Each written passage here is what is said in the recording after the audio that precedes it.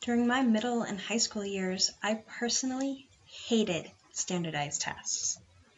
Initially, I experienced extreme testing anxiety, but eventually that turned into pure apathy as the testing fatigue became unbearable. The effects of excessive testing was visibly noticeable among my students. The testing fatigue coupled with linguistic fatigue for bilingual learners was overwhelming. At some point, they simply quit trying on tests, which means the results are not always a reliable representation of ELL student growth. What was worse was being told to only focus my instructional efforts on cusp kids, or kids who could be moved from unsatisfactory up to partially proficient, or partially proficient up to proficient, to raise the school's growth scores. Throughout this course, my thinking has not radically changed.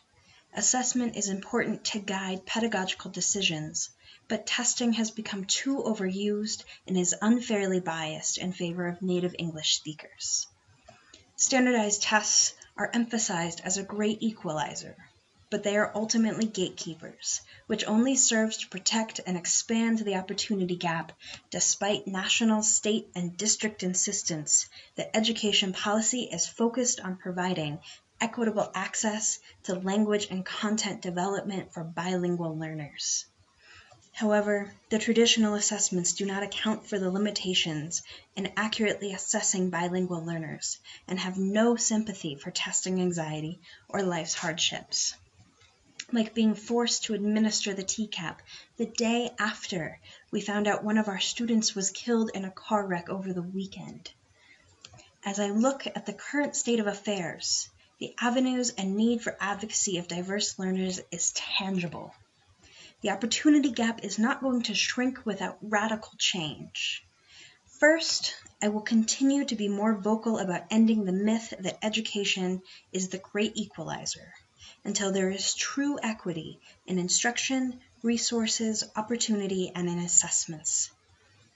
Second, I will advocate for and implement using more alternative assessment to engage multiple intelligences, like these fourth graders designing a 3D map of Colorado.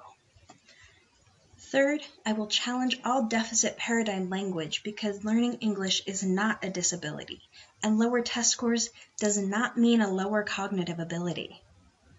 I will advocate for Jamal Abidi's research to be utilized in changing the linguistic complexity of assessments to be more accessible to bilingual learners without compromising the cognitive demand of the content.